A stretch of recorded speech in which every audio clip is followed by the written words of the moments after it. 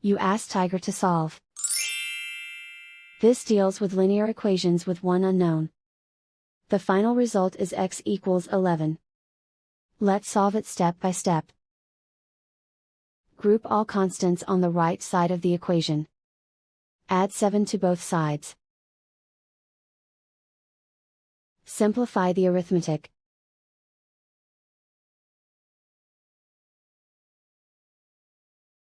Isolate the x. Divide both sides by 5. Simplify the fraction. Find the greatest common factor of the numerator and denominator. Factor out and cancel the greatest common factor.